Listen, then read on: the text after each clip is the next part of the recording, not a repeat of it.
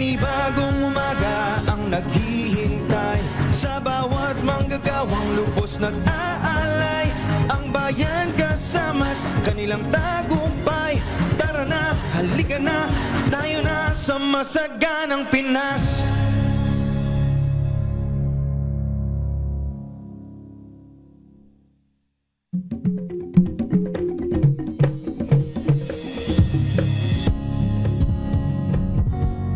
Masaganang umaga po sa ating lahat. Ako po si Karen Oyong.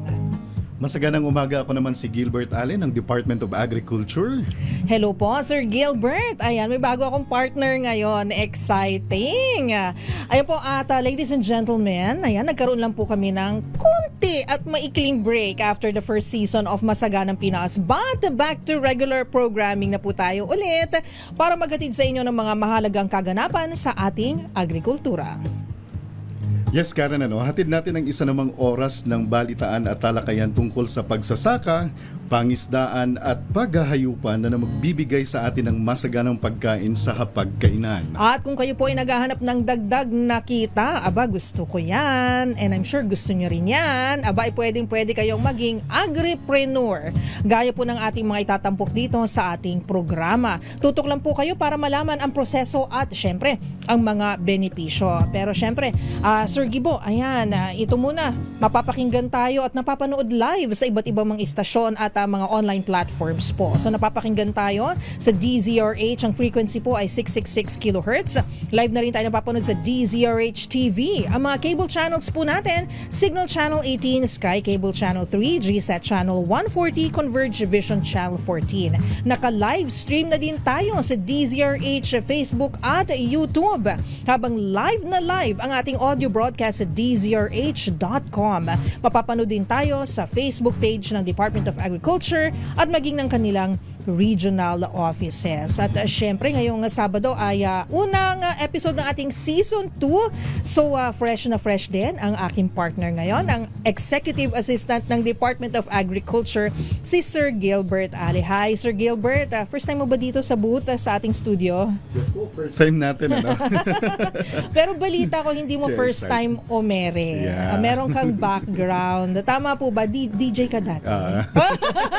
Kaya pala, sabi ko nung narinig ko yung boses si Sir Gilbert, parang sounds family. Ayan. So, welcome and excited po ako na makasama kayo for one whole season of Masaganang Pinas. Ayan. So, excited na rin ang ating mga listeners and televiewers. Hinihintay po nila kung ano po ang ihinahanda po natin sa Season 2 ng Masaganang Pinas. At syempre, dahil nga po dyan, narito na ang mga mahalagang kaganapan mula sa Department of Agriculture.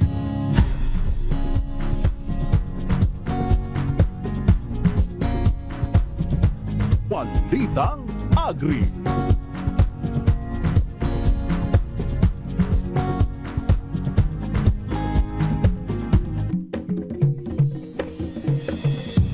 Pumalo na sa higit 4 na bilyong piso ang benta mula sa Kadiwa ng Pangulo outlets mula July 2022 hanggang July 2026 ngayong taon po yan. 2.4 billion pesos, so higit kalahati ng Kadiwa sales ay nagmula sa benteng bigas. Meron na flagship program ng pamahalaan na inilunsad noong May 2025. Ang kay Agriculture Secretary Francisco Tiu Laurel Jr., makikita dito ang direktang pag-uugnay sa mga producer at mamimili ay kapaki-pakinabang para sa magkabilang panig. Higit 12 milyong benepisyaryo naman ang nakinabang mula sa Benteng Bigas Program na handog ng pamahalaan sa mga prioridad na sektor tulad ng mga senior citizen, persons with disabilities, solo parents, minimum wage earners, public transport workers, indigents at mga rehistradong magsasaka at mga mangingisda. Samantala, malugod din tinanggap ni Agriculture Secretary Francisco Tiu Laurel Jr. ang ikalimang State of the Nation Address ni Pangulong Ferdinand Marcos Jr. nitong Lunes. Ayon kay Tiu Laurel, muling pinatunayan ng Pangulo na ang agrikultura ang sentro ng reform agenda ng pamahalaan. Higit lamang para sa food security kundi upang maitaas ang kita at milyong-milyong magsasaka at mangingisda. Binigyang diin ng Pangulo ang hakbang para palawigin ang agrikultura agricultural exports para mas malayo pa ang marating ng ating mga produkto at lumawak ang merkado para sa mga producer. Dagdag ni Chu Laurel, patuloy din ang pagtaas ng budget ng DA sa ilalim ng Administrasyong Marcos na itinuturing na pundasyon para sa pagtatayo ng isang moderno at matibay na agri-sector. Sa iba pang kaganapan, 1,700 makina ng pansakahan ang dineploy ng Philippine Center for Post-Harvest and Development Mechanization o PhilMech sa buong bansa sa first half ng 2026. Lain ng PhilMech na mapabilis ang antas ng mekanisasyon na kinakailangan para mas maging produktibo ang pagtatanim ng palay. Lain ng PhilMech na mapabilis nga ito at nasa 1,238 farmers, cooperatives, associations at local government units naman ang nakinabang sa nasabing rollout. Mula sa 2.68 noong 2022 ay umakyat na sa 2.81 horsepower per hectare ang farm mechanization sa bansa noong nakaraang taon at umaasa ang PhilMech na aakyat pa ito sa 3.30 horsepower per hectare. At yan po mga kaganapan mula po sa Department of Agriculture. Susunod po, mga agripreneurs sa Nueva Ecija. Good morning po sa mga kababayan po natin dyan sa Nueva Ecija na bago ang kanilang buhay dahil sa Enhanced Kadiwa Program. Huwag po kayong aalis, magbabalik po ang Masaganang Pinas. Halika na, tayo na sa Masaganang Pinas. At nagbabalik po ang Masaganang Pinas. Uy, perfect. Prinactice po namin yan ni Sir Gibo kanina.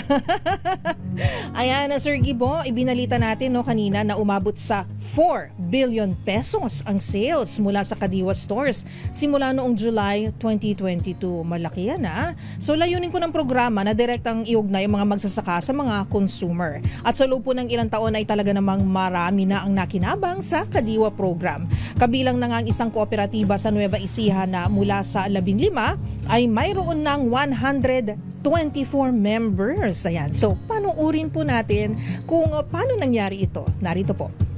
Alagang GA.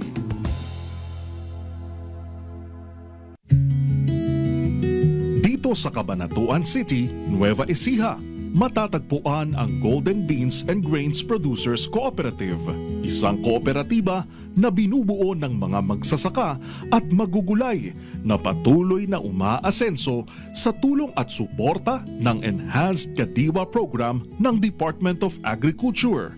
Ako po si Dr. Nilo de la Cruz.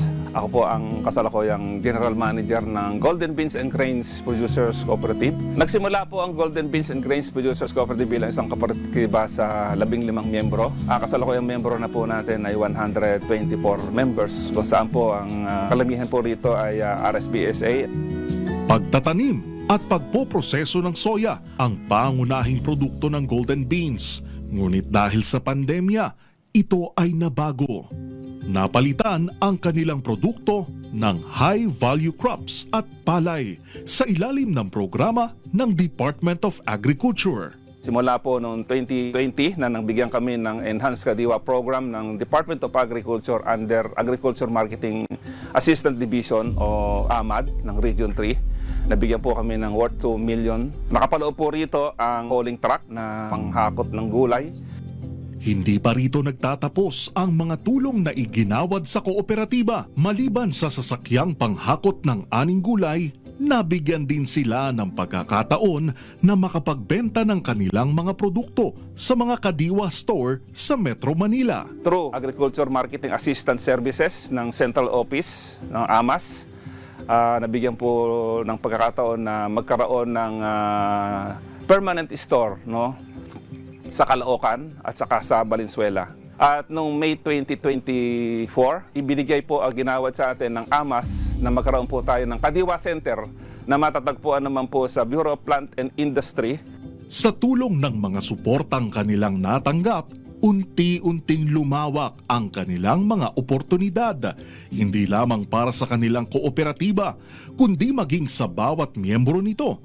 Katulad na lamang ng mag-asawang Jeline at Andy Veralde na nagkaroon ng kapanatagan sa kanilang pagtatanim ng bell pepper lalo na sa mga panahon na nagiging mura ang presyo nito. Noong hindi po mabili ang aming siling itinanim, pinili ng Co-op Golden Beans ang aming sili sa halagang 10 piso. Natulungan po kami na mabili ang aming gulay sa magandang presyo na may maasa na kaming pagdadala ng gulay kapag bumaba ang presyo. Si Adelaida naman, na isang dating OFW, labis ang pasasalamat dahil hindi na niya kailangang mangibang bansa para maitaguyod ang pamilya. Dahil din sa kaliwa, nagkaroon kami ng maliit na tindahan. Malaking tulong po sa akin dahil natutulungan namin ang aming mga pamilya. Ngayon, tingin na po kami nangahawan. Gayun din para kay Gloria na dating nakikipitas lang ng gulay sa kanilang lugar. Nabuhat ng maging miyembro ng kooperatiba ay nakapagpundar hindi lang ng mga material na kagamitan, kundi pati na rin ng magandang kinabukasan para sa kanyang mga anak. Nakapagpundar na rin pa po ng mga gamit tulad po ng TV, double J, washing machine at nakapagpatapos na din po ako ng high school at elementarya. Sa ngayon po, bihira po ang naluluging magsasaka. Buhat ng nilulunsad ng Pangulong Marcos, ang kadiwa ng Pangulo, sumigla po ang kalakalan ng industriya ng paggugulayan. Ang Golden Beans and Grains Producers Cooperative po ay nagpapasalamat sa Department of Agriculture, siyempre sa ating presidente na nagpanguna uli at nagbuhay ng kadiwa ng Pangulo. Nakabili na po ang mga consumer natin ng mura at di kalidad na mga gulay. Umasa ang Golden Beans and Grains Producers Cooperative na magpapalawak pa tayo ng mga pagdadala ng produkto at makaasa tayo na mapapasigla pa natin ang iaangkat natin na mula sa farmer paputungo sa buyer.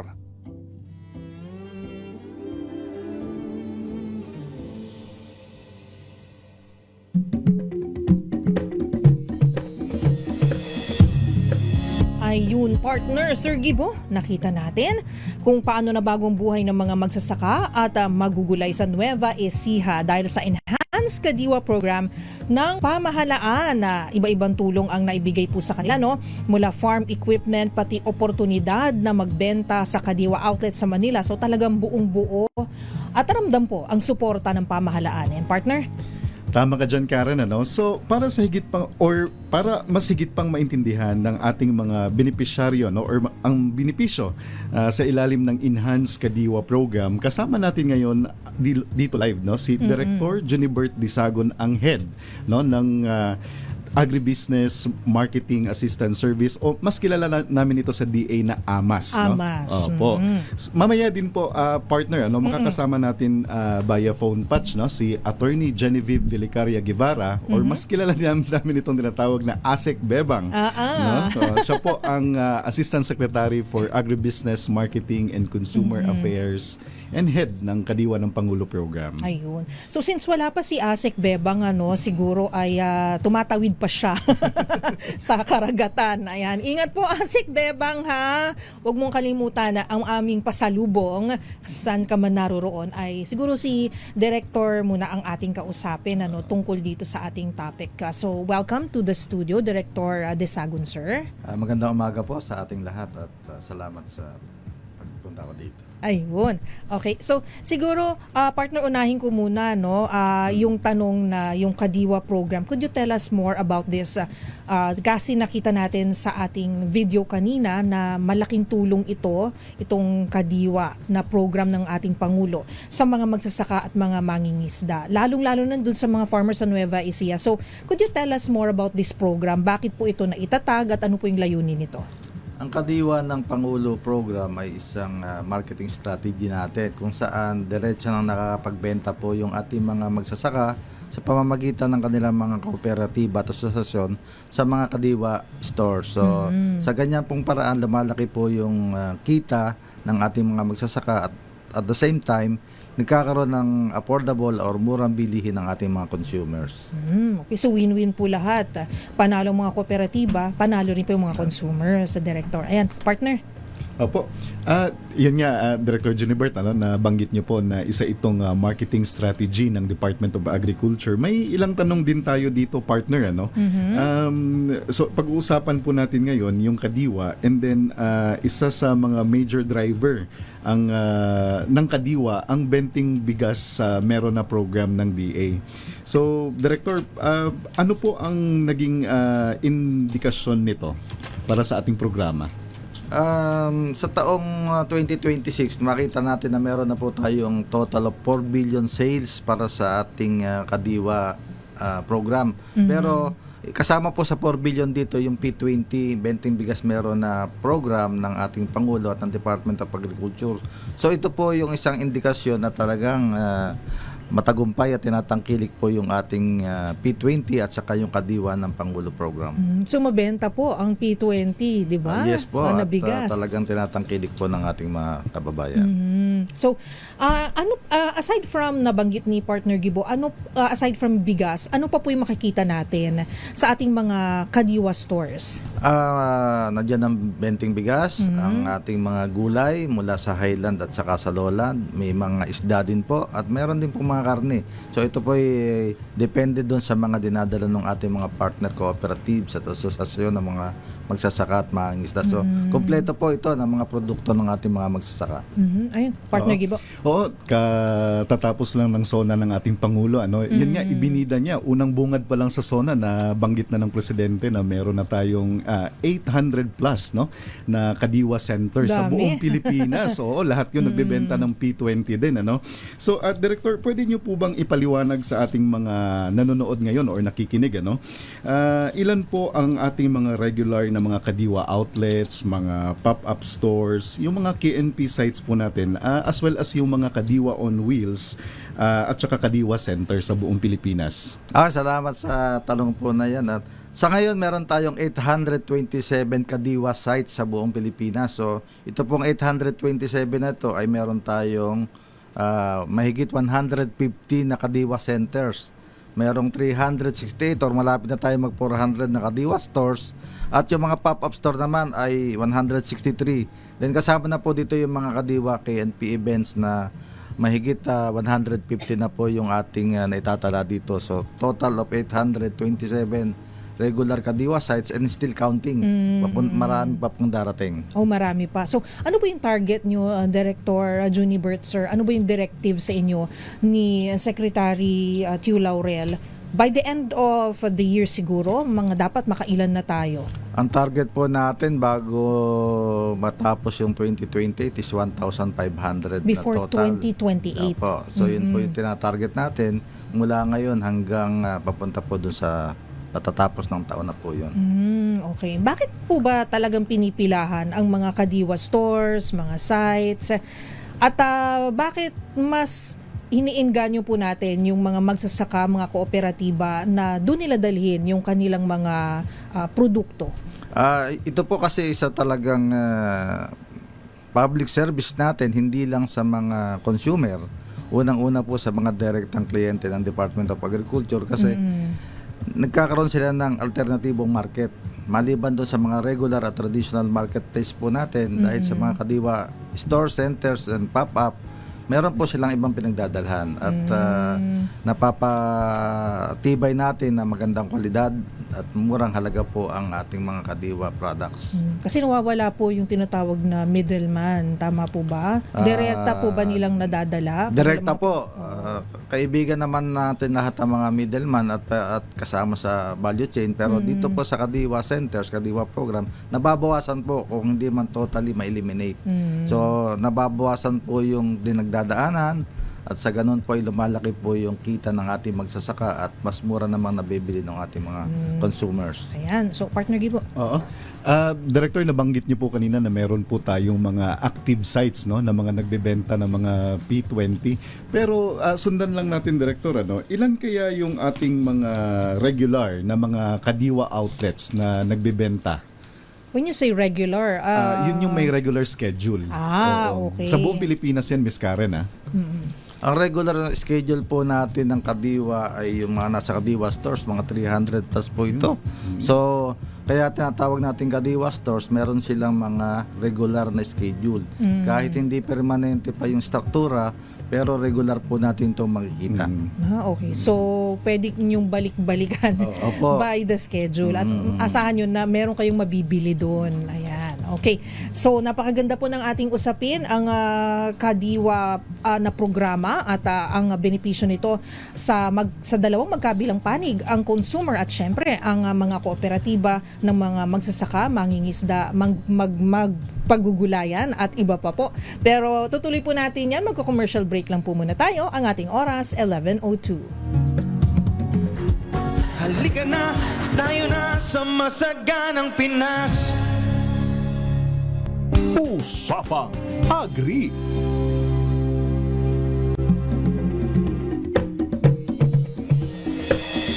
At nagbabalik po ang Masaganang Pinas. Ayan, nag-time check ako tuloy. Force of habit. Kala mo regular program. Ayan, si partner Gilbert Ale, Sir Gibo pa rin ang ating kasama ngayon, ang ating bagong partner for Season 2. Ayan. Namimiss mo ba magradyo, Sir Gibo? Namimiss din pero matagal na yun. Matagal siguro na ba? 10 years na yun na nakalipas. Sabagay mukhang happy ka na dyan sa DA. Hindi ka namin naagawin. Baka pagalitan tayo ni Secretary. Ayan. So anyway, you're doing a great job at we're very happy to have you as our new host for Season 2 ng Masaganang Pinas. At syempre pinag-uusapan pa rin po natin ang Kadiwa ng Pangulo. Meron na. Ayan. O, diba? Ang ganda-ganda naman po ng marketing strategy para sa lahat po ng mga gusto pong makabili ng murang pagkain, murang bigas, at yung mga gusto pong mga magsasaka at mangingisda at mga manggugulay na kumita po ng malaki-laki po sa kanilang mga produkto. Kasama pa rin po natin dito sa studio ang Head Agribusiness and Marketing Assistant Service o AMAS ng DA, si Director Junibert Desagun. Saan tayo naputol kanina, partner Gibo, tungkol sa... Doon tayo sa 20 pesos na bigas. Yes, oo. At saka sa Kadiwa. But well, anyway, nabanggit din kanina ni Director Junibert na meron na tayong mga 12 million na mga beneficiaries nung ating benting bigas. Baka siguro bigyan tayo ni Director Junibert ng information kung sino-sino yung mga nakabenepisyo na sektor, sino-sino yung pwede ring makabili ng 20 pesos na bigas, at pati na rin sa mga binibenta sa Kadiwa stores na hindi lamang bigas kundi yung mga gulay or any basic necessities and prime commodities. Miss Karen and Sir Gibo, ang ating primary target beneficiaries for the benting bigas, meron na project natin ay yung mga vulnerable sectors. So kasama po dyan ang senior citizen, persons with disabilities, mga 4Ps. So sa senior citizens po, meron na tayong, malapit na tayo sa 500,000. To be exact, 481,000 na po yung ating beneficiaries. So baka habang nagre-report tayo ngayon, nadadagdagan na ito. Then yung mga magsasaka, wag natin kakalimutan na yung ating mga magsasaka ay beneficiary rin ng P20. Opo. So mahigit 300,000 na po yung mga magsasaka natin na nakinabang at nakabili na po dito sa P20 project natin. Then yung listahan po natin, parami ng parami. Yung 4Ps, 100,000 na, and so on and so forth, na makikita po natin sa ating P20 dashboard na regularly na-update po natin. Maring habang tayo nagre-report ngayon, pumapalo na yung mga metro natin at dumadami na po yung mga beneficiary natin. Kasi dumadami rin po kasi yung mga outlets, yung mga pop-up at yung mga sites po, Pero yung mga gusto pong bumili o gusto magbenta, meron ba silang mga kailangan ipakita na kasama po ako sa listahan ng 4Ps o ako po ay isang senior citizen? Ano po ba yung mga kailangan nilang dali na identification? And sa side naman po ng mga gustong magbenta ng kanilang mga produkto, kailangan po ba miyembro sila ng kooperatiba? Pwede po bang mag-isa lang ako magsasaka, farm owner, dadalhin ko lang diretso sa inyo, sa DA, ang aking mga produkto at ibebenta ko po? Gusto ko pong ibenta sa ating mga Kadiwa sites. Director Desagun, sir. Doon po sa pagbili ng benting bigas, kagaya nga po dahil mga vulnerable sectors ito, nire-require po natin, nakikiusap tayo na magdala sila ng mga valid IDs nila. And at the same time, meron na po tayong P20 benting bigas registry system. So sa pamamagitan po nito, pag nag-register na po kayo, isang beses lang po kayo magre-rehistro, at pag nakapag-rehistro na kayo, magkakaroon na po kayo ng QR code. So pag nasabi na niyo po yung pangalan niyo kahit saang tindahan ng benteng bigas, lalabas na po yung pangalan nyo at makakabili na po kayo kaagad. Hindi na, sa susunod po, hindi na kailangan ng mga ID. So, kailangan lang po natin to para mas mapabilis ang distribution at sa objective natin na mabawasan na po yung mga mahabang pila sa pagbenteng bigas natin. Taray, may So, QR na. May QR na po. May QR na. Improving. Yes, improving nga. Oo. Improving. Oo, Talaga. susundan lang Teki din. na. Oo. Miss Karen, susundan lang din natin no, aside dun sa mga 4 na identified sector na nabanggit ni Director Junibert kanina, pwede na rin, kasi in-expand na natin yung P20 ngayon ano. Pwede na rin makabili yung ating mga jeepney drivers, Ay, wow. yung ating mga Oo. minimum wage earners, at saka pati na rin po yung ating mga nasa middle low income families no, Okay. na identified ng kanilang mga local government units no. So yan po ang naging kautusan ng ating kalihim no, Secretary Francisco Chu Laurel Jr. na i-expand yung ating mga beneficiaryo ng P20. Oh, ang galing. So picking from what Sir Gibo said, Director Desagun, sir, pag in-expand, kailangan mag-expand din yung mga stores, tama po ba? Opo. Kailangan dumami rin. Madami po tayo at yun po yung pakikipag-partnership din natin doon sa mga ahensya na banggit ni Sir Gibo, like partnership natin with DepEd, with DSWD, may mga formal partnership po tayo dito po sa Metro Manila, may partnership tayo with MMDA and mga local government units. Ma'am Karen, nabanggit nyo kanina yung kung paano ba maging magtinda sa Kadiwa Yes, store. opo. So, meron tayong simpleng guidelines lang po para maging consolidator or pwede makapagtinda kasi kaya naman po tayo may guidelines para masigurado natin na yung kalidad ang kalidad ng ibebenta doon sa Kadiwa ay siyempre tama at ligtas yung mga pagkain. So, yun lang po, a simple registration lang sa guidelines natin na makikipag-usap lang po sila sa ating mga regional offices. Ang Department of Agriculture po, meron tayong 16, siguro 70 na yata gawa nung National Negros Island Region. At meron po tayong mga opisina ron na tatanggap sa ating mga gusto maging Kadiwa partners po natin. Bukas po sila. Halos araw-araw ang ating opisina. Meron din po tayong mga website kung saan pwede sila magtanong at magpakita ng intensyon na sumali sa Kadiwa. Okay. So, yung napanood pala natin, partner Gibo kanina, yung si Mr. Nilo de la Cruz and yung Golden Beans Si and Doc Nilo. no? So, ganun po yung ginawa nila, Yes. yung in-explain nyo po. Pero kooperatiba po sila. Yes po. Pagka-individual farmer, pwede rin po ba? Pwede rin po, pero siyempre mas in-encourage natin yung kooperatiba para mas marami po ang supply. At siyempre pagka kooperatiba ka, lahat ng grupo nyo sa inyong lugar ay nakapag-participate. Ayan. Sir Gibo. Kaya nga ang direksyon ngayon ng ating pamahalaan, no, lalo na ni Secretary Kiko Chu Laurel Jr. na hindi lang yung magsasaka, mag-produce ng pagkain, kundi maging agripreneur din sila. Yes, diba? okay. Oo. Tama-tama yun, ano. So, mas magiging, kumbaga, mas mamimit yung demand, tama ba? Yung dami, pagka-kooperatiba, yung kalidad, and makakakuha rin sila ng, tama ba, ng tulong, assistance, loan galing sa DA, tama po ba, Sir Gibo? Oo, mamaya i-discuss natin yan isa-isa, Miss Karen. Andito si Director Junibert. Mahalagang ma-explain din natin sa ating mga nakikinig at manonood yung ating programa, lalong-lalo na kung paano yung production, tapos paglagay sa Kadiwa para direkta nang maibenta no, nung ating mga farmer cooperative yung kanilang produce doon mismo sa Kadiwa ng Pangulo outlets natin. Okay. So, if medyo na-excite ako dun sa QR. So, pwede nang bumili via the QR, mas mabilis, hindi napipila. Pwede na rin po ba mag-order online or mapapadeliver nyo ba? Pwede ba yun? Maganda yung topic na yan, Ma'am Karen, Sir Gilbert. Sa ngayon, ang meron tayong tinatawag nating application is yung schedule.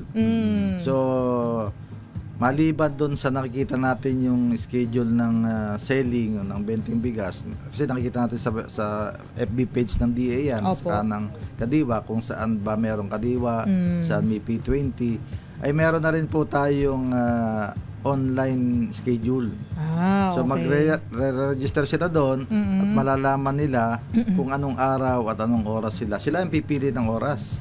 So hindi sila magbabaka sakali na pupunta sila doon na Tapos maubusan sila. maubusan.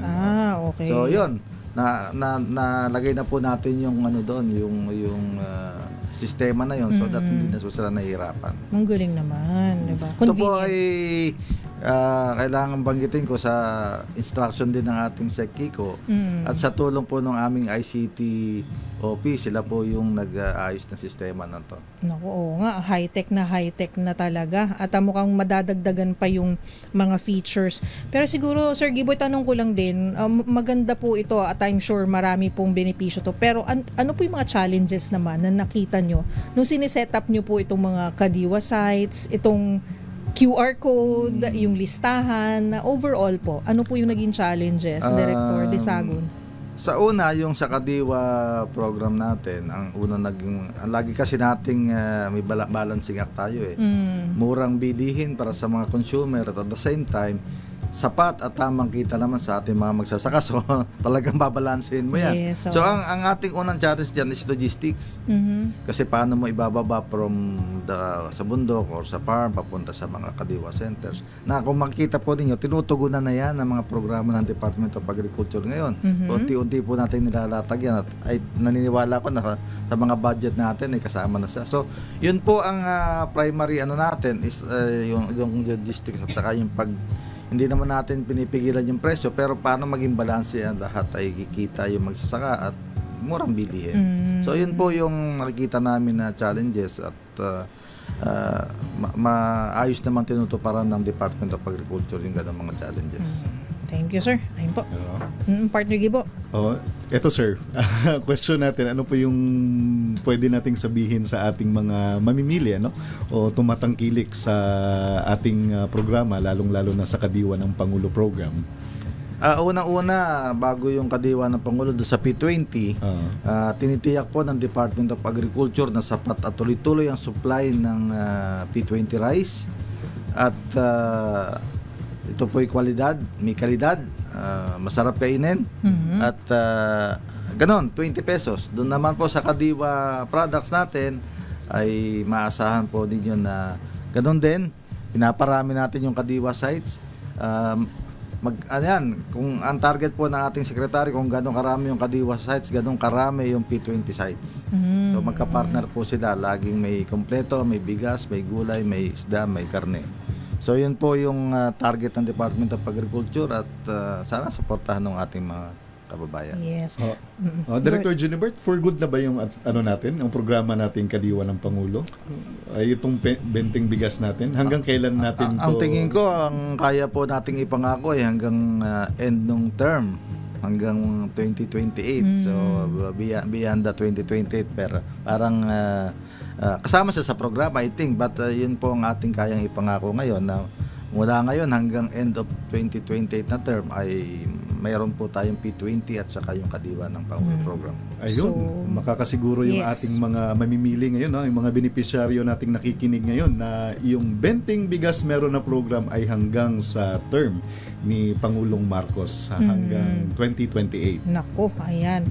At sa mga interesado naman po na maging accredited, paano po ba maging accredited KNP supplier? Meron consolidator, na banggit niyo yung yun po tawag niyo po sa kanila, supplier Director? and consolidator. Pero there's no harm naman na medyo nagkapalit-palitan ng konti. Pero yan, makipag-ugnayan po kayo sa ating mga Department of Agriculture regional offices. So yun pong nabanggit natin kanina, yung mga AMADs natin, yung counterpart po namin sa region, we have 16, 17 regional offices.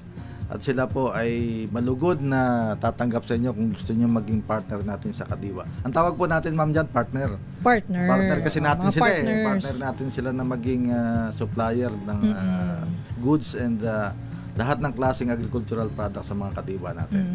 At kanina naman, proof nung ating video kanina dun sa Golden Beans and Grains Cooperative ay yung may mga patutuo kasi yung mga farmer members tama po mga miyembro nila na nakapagpaaral sila ng mga anak, nakapag-graduate, nakapag-negosyo sila kahit papano. So, may impact yung ganitong mga programa, tama ba, Director and Sir Gibo? Ang isang, Sir Gibo and Ma'am Karen, ang isang magandang patunay dyan na masaya yung ating mga partners, lagi silang sumasali sa ating mga kadiwa Oo. Lagi sila nandyan.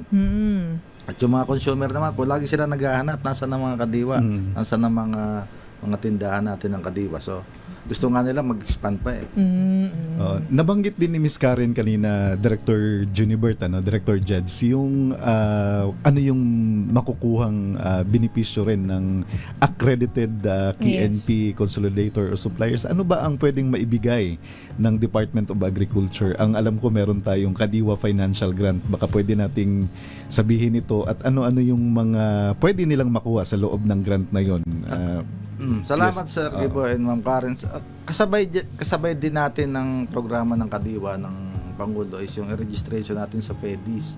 So kapag registered ka, nagiging na-screen ka rin, nasasama ka na dun sa mga listahan ng mga possible beneficiaryo ng DA. And yun nga po yung Kadiwa Grant, madami tayong programa sa DA. Kadiwa Grant, mayroong mga soft loan, mayroong mga ibang assistance na programa.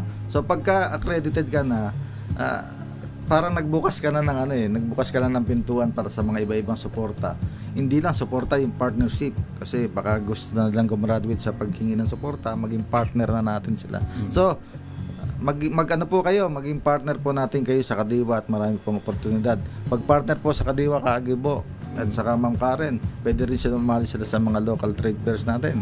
So, hindi lang po limitado sa Kadiwa, pwede po silang lumago at maging supplier ng malalaking sa trade fairs natin. Yes. Ang maganda doon, pwedeng mag-value adding po, matututo po sila. Meron din pong mga trainings, may mga assistance po galing sa DA para maging marketable, kumbaga, yung mga produkto, Director? Tama po yun at patuloy-tuloy po yung ating pagkabigay ng mga capacity building sa kanila. Sabi nga namin, hardware and software. Software, yung mga training, yan ang mga soft component. Yung hardware naman, yung mga, minsan yung mga sasakyan, mga truck na binibigay po natin. Marami na po tayong nabigay ng mga trucks. Ayun, gusto ko ng truck. Yan, saan natin ipapark? Ayan, kung meron po kayong farm o meron po kayong lugar po na pwedeng pagtaniman o mag-alaga ng hayop, go, gamitin nyo na yan. So, once again po, ilan po ulit yung overall, yung accredited po natin ng mga suppliers sa Kadiwa? Marami-rami na, sir, no? Meron na po tayong, malapit na po sa 200 yung ating FCAs po yan, Hindi po sa individual. So, pag ibig sabihin FCA. Yung isang FCA, mayroon tayong mga 1,000 members, hindi lang 1,000, may 5,000 pa. Maaari pong tingnan natin, 200 lang, ang unti naman, pero hindi po individual yan. Okay. Asosasyon po yan. So, mga marami po yun, maraming individual po At yan. iba-ibang commodities yung tinatanim o pinoproduce nila. May mga gulay, may mga bigas, may mga livestock din. Yeah. So basta Luzon, Visayas, Mindanao, covered po tayo. At i-expand pa po natin yan. Dadagdagan po natin bago matapos ang 2028. Yes po. Okay. So medyo kailangan sipagan pa po natin, At kailangan po ay galingan pa po natin para sa ating mga partners at syempre sa ating mga consumers. Ayan. Siguro po hingi na lang tayo, Sir Gibo, ng panghuling mensahe. Ayan, from Director. Sa ating mga kababayan, suportahan natin yung Kadiwa ng Pangulo Program at saka yung Benteng Bigas P20. Ating tangkilikin ang ating mga produkto ng ating mga Pilipinong magsasaka at mangingisda. Kasama po ang Department of Agriculture at ang ating Secretary Francisco Pico Laurel Jr. po. Alright, thank you very much, Director Desagun, sir, sa lahat ng impormasyon at of course, umaasa po tayo na marami po talaga ang ma-inspire. Pasukin na po ang agricultural sector dahil maaari din po kayong kumita dito makapagpaaral ng isang buong pamilya, di ba? At bumuhay ng isang buong pamilya. At para naman sa mga consumers gaya natin, ay makakuha po tayo ng dekalidad, abot kaya at mura po ng mga agricultural products para sa ating pang-araw-araw na pangangailangan. Alright, magbabalik po tayo makalipas ang ilang mga paalala at syempre up next po, mga bagong Benting Bigas store locations. Eto na, alamin natin yan sa ating pagbabalik. Diyan lamang po kayo. Halika na, tayo na sa masaganang Pinas. Benting bigas, meron na. Presto, the best. Iba ang saya. Benting bigas, meron na. Para sa pamilyang Pilipino talaga. Benting bigas. At welcome back sa Masaganang Pinas. Talaga namang marami ang bumibili at nag-aabang ng Benting Bigas. Meron na program ng pamahalaan. Patuloy pa rin po itong pinalalawig kaya tumutok lang tayo dito sa ating programa tuwing Sabado po. Ay anunsyo po natin yan kung saan at saan ang kanilang mga pwesto. Gayun din ang mismong schedule ng bentahan ng P20 Rice. Narito na po ang kanilang mga bagong lokasyon. So tuwing Biyernes po magkita-kita tayo sa Pamukiran Agriculture Cooperative sa Sitio Crossing, Barangay Buyayabod, Santa Cruz, Marinduque. Sa San Jose Municipal Hall naman sa Occidental Mindoro, meron din po tayo sa Municipal Gymnasium sa Kalintaan, Occidental Mindoro. Grand Terminal sa Sablayan, Occidental Mindoro. Mula Lunes hanggang Biyernes naman po ang FLGC Warehouse sa Santa Cruz, Marinduque. Sa GID 8 Warehouse sa Santo Niño Sablayan, Occidental Mindoro, GID 4 Warehouse, Santo Roque, San Jose, Occidental Mindoro, GID Duplex Warehouse sa Balansay, Mamburao, Occidental Mindoro. Mula Lunes hanggang Linggo naman sa Barangay Kaigangan, Buena Vista, Marinduque. Mula naman Martes hanggang Biyernes sa Mindoro Progressive Multipurpose Cooperative sa MPC One Stop Shop, National Road Corner, Mercened Street, Mamburao, Occidental Mindoro. At para naman po sa kabuang listahan, bisitahin ang Facebook page ng Department of Agriculture. Alright, sa ating mga tagapakinig at mga tagapanood, mahalaga ang inyong tulong para sa pagpapalawig ng bentahan ng Benting Bigas at ang iba pang abot-kayang produktong pang-agrikultura para sa ating mga kababayan.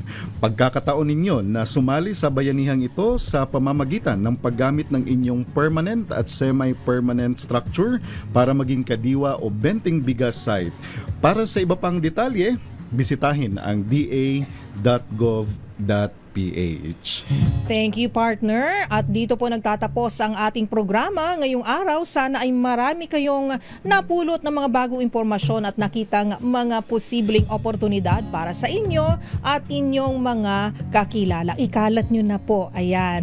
Para sa mga hindi nakapanood naman ng ating live episode, abangan po ang aming upload tuwing Lunes po yan sa DZRH Facebook at YouTube pages. Yes, Miss Karen, this was indeed a fitting season 2 opener, para given yung good news tungkol sa patuloy na umaarangkadang kadiwa sales, mas marami pang sanang makinabang sa ating programa, itong kadiwa ng Pangulo at ang P20 Benting Bigas meron na. Magkita-kita po tayo sa muli sa susunod na Sabado, alas 10:30 hanggang alas 11:30 ng umaga dito lang sa DZRH. Magandang umaga po sa inyong lahat. Thank you, partner. See you next Saturday. Makinig, makilahok at makiisa para sa sapat at mayabong na agrikultura. Tayong lahat sama-sama sa isang sabay tayo, partner. Masaganang Pinas! Araw-araw ang pagkain galing sa pananim, sa bukid, sa tindahan, hanggang sa habang-hatin. Pagkat ang pagsasaka ay bayanihan kaya natin, na kapag nagsama-sama, pag-asayanihin. Tuloy-tuloy man ang alon dito sa karagatan, kapit-bisig ang paglayag at di sinukuan. Pagkat ang mangisda ay tugon ng mamamayan, mula sa kahirapan, aawang tayo dyan. Dahil sa programang umakay, mga lider na gumabay. Ngayon ang magsasaka at ang mangingisda ay unti-unti nang naiaangat. At lahat kasama sa pagbuo at pagtatag ng masaganang Pinas.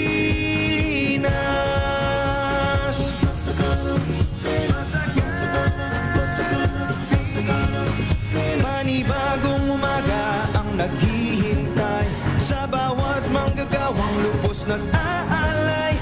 Ang bayan kasama sa kanilang tagumpay. Tara na, halika na, tayo na sa masaganang Pinas.